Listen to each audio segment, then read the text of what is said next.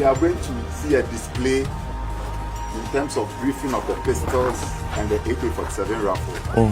After which, we will go on with the firing of the falling gates. Stand by for the whistle blast before you fire.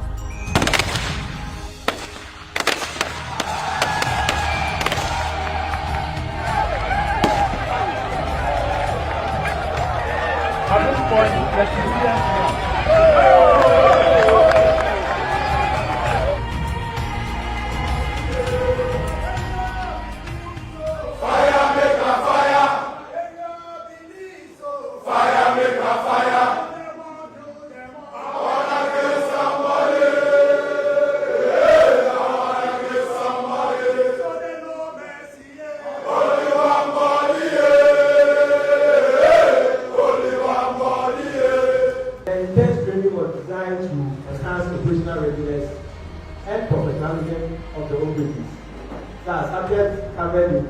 physical training, weapon training and range work, voice procedure and GPS navigation, field craft and tactical skills, tactical combat casualty care, and lessons on discipline and professionalism. There will be a lot of tempting conditions or situations as we commence this work. But these cardinal values are what will guide your work ethics throughout the period, and you will be the light for the stability of the field. I bring you greetings from our father, the father of the nation, His Excellency John Dramani Mahama. His Excellency is very much aware of what is happening here. The work we are entrusting to you is very, very important to the development of our country. The Goldbod is a very critical state agency for the economic revitalization agenda of government. If you are a member of the Goldbod task force, you must understand what the primary mandates and what the purpose of the Goldbod is.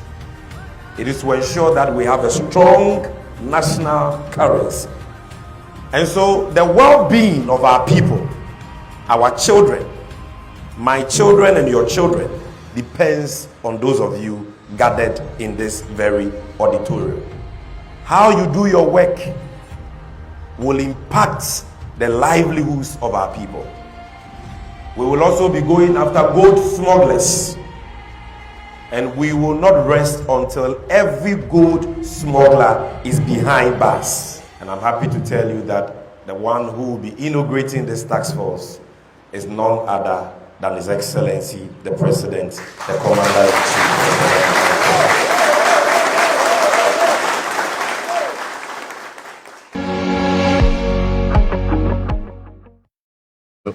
And thank you for coming through. There was a specific question about how this is. I've read not so big. It would be fair that indeed. I respect that. Yes. The normal ritual by greeting all the distinguished fellow panelists. Again, like I said earlier, the issue of peace in Nkwanta, like the message you read for me earlier, is of prime importance to me. Growing up and having been born in such a community, I'm particularly sad of the events that are happening in recent times. Now the town has basically become a ghost town, and I don't think it's good enough. When you meet people in your position and you discuss places where they can invest, particularly agricultural issues, and you mention in Nkwanta, the first destiny is, look, there is no peace. If I put in so much money in building a factory, agro-processing factory, and tomorrow there is violence, what's the guarantee? What's the protection for my investment? So I'll plead with the chiefs, particularly the Achodes, the Adeles, my brothers, the Konkombes, among others, that let's allow peace to have its course in Nkwanta. It used to be a very, very vibrant and peaceful. In fact, the reason why it is named Nkwanta is that it used to be an intersection. If you are going to the north, if you are going to Karachi. So it was quite a very busy community. And we can get back to that, Alfred. And thanks for bringing this issue up. Over the week, it looks like the media has not given enough attention to the issue. And I thank you so much that this morning you really brought it up. Now, that said, I mean, you can proceed with your questions. Yes, the specific question about how, because your institution also integrated into the framework of the implementation of the 24-hour economy policy, the specific question about how this is addressing the fundamental issue of unemployment and with the rollout of this policy. What are we going to see? Very, very well. So, Alfred, once again, thank you. Before I proceed to answer how this is going to help address the issue of unemployment, let me put on record that President John Dramani Mahama is not proceeding with this 24-hour economy policy on an ad hoc basis. Let me point out, in the past, what has created a challenge is that we roll out policies, we roll out interventions, and now possibly begin to look for the problem. And that is what has created some level of policy dissonance over the period. This time round, if you notice, immediately President Mahama took over, he appointed the respected Gusitando to spearhead this issue of 24-hour economy and how to accelerate. So if you look, there are two major things, not only the 24-hour economy, but also to accelerate the issue of export. With this integration, what President Mohammed's focus is not only to create jobs, but to also expand the economy. An expansive economy is what will create the needed demand. And Dr. Zato sought to create the impression that when there is no demand, a policy or an incentive in and of itself is not enough. Whereas it may be true, having observed generally what has happened in the past, what is not in doubt is that because this one is tailored right to industry, we strongly believe that a work that one person can do from 8 a.m. and close at 5 p.m., if you create the needed demand, and which we strongly believe exists, then you can have a situation where if it's 5 people who are working from morning to evening, then you can have another set of persons working from evening to possibly deep into the night. And classic example, you notice that in this country, electricity generation, whether we are using it or not, gets generated. And so in the night, what the policy, for instance, with this is going to do is that at night, you are giving the person the incentive that, look, if you are paying maybe for every kilowatt of power that you buy, maybe you are paying, say, $2 for it. At night, because you want to ramp up productivity, by employing a few more hands at night, you will get to pay electricity, say, $1. That is an incentive that you already, but for this policy reason. I think it's also important to make this point forcefully, that immediately President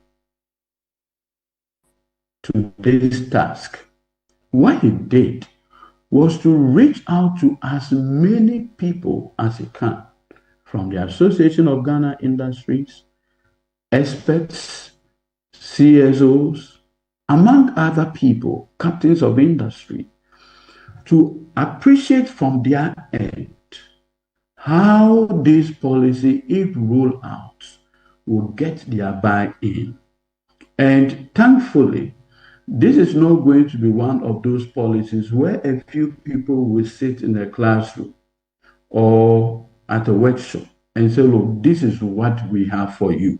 Take it or leave it. No. Mr. Gusitando reached out to our people, got their buy-in into the policy, and today the president has launched it.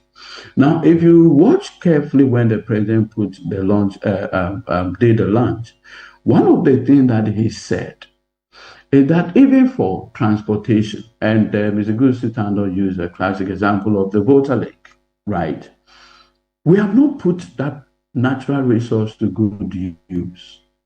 Because if we are able to do that, Alfred, we can have, so for instance, and I'll give you this example, you can bring, because it's accelerated export, when you bring goods from outside to Tema Harbour, because there's a multimodal transport infrastructure, you can pick it on the railway line, straight to Impakadan.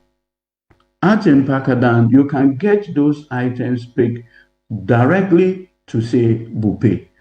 They are taken out there straight to Burkina, Mali, and others. So you can have a situation where things begin to flow quickly than it used to be in the past. The Gojisberg economy that we have always complained about is grounded on extraction and exports without more. And so if you look historically, even our railway infrastructure were limited to what is called the triangle, you understand, where the raw materials are produced straight to the port, nothing more, nothing else. That Gojisberg railway infrastructure that we picked is the same as we have today.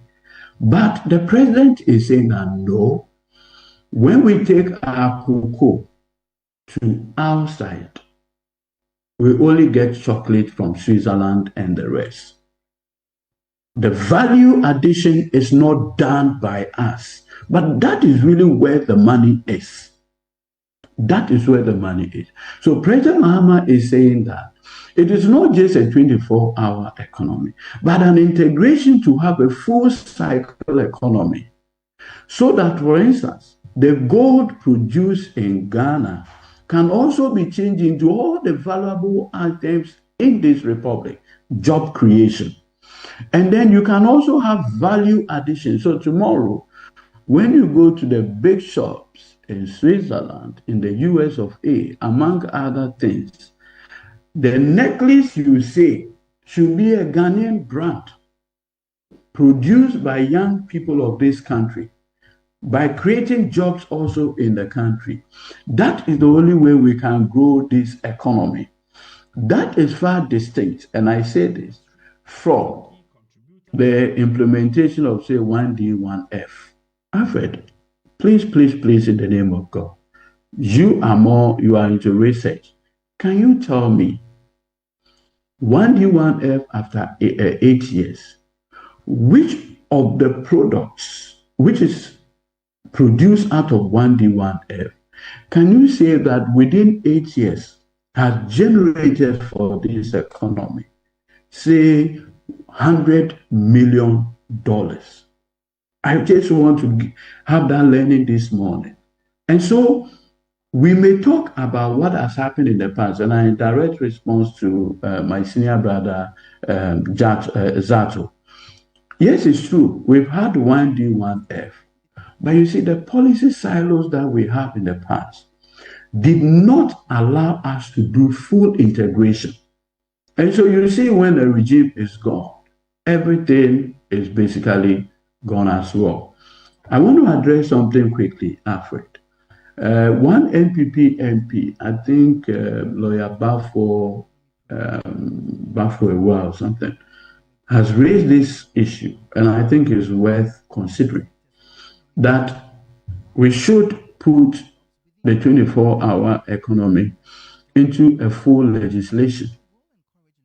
And the whole thing is that once we get Parliament's buy-in, and then there is a legislation backing it, then you can have, like the way you have NPA, an authority. You can equally have an authority headed by, say, maybe a CEO and others to oversee the implementation of such a laudable project. You do not want it to be like a secretariat in the office of the president. You want a situation where it is elevated to the status of an authority. And once you have an authority and a director general or whatsoever to see the implementation, they can probably also coordinate. What President Mahama is interested in is anything that will create jobs for the millions of our young people on the streets. A person who has finished university should be able to immediately get work. But you see, there are very low-hanging areas that for the 24-hour we can start. For instance, as I speak to you, my good brother, the CEO of DVLA, has started some 24-hour points of service, particularly the one at Adenta Aviation, where you can have all the services performed by DVLA getting on there. As I speak to you, the Director General of Ghana Ports and Harbour, Brigadier General Paul Tani, has started the 24-hour port services. Look, the time lost in keeping our ports closed because it is night, we have gone past that. When you go to MPS, the Meridian Port Service, and the activity they perform there, it is 24 hours. And so there are low-hanging fruits that even without bigger incentives, we can already start with it. And President Mahama is determined.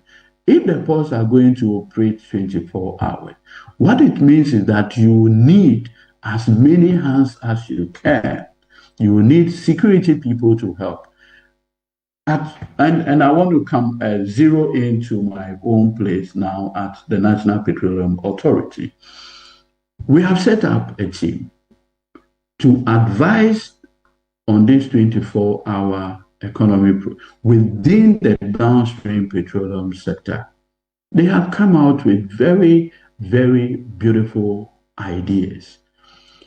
Alfred, we are looking at two scenarios, and because we are also looking at the issue of job creation, even if you have self-service point, which runs 24 hours, you need people to man it. We're also looking at a situation where the traditional fuel stations that we have can also work during the night. What is key for them? And when you speak to COMAC and their members, their proud concern is the issue of security. When they are working at night, armed robbers will not come and say, give me your money. No.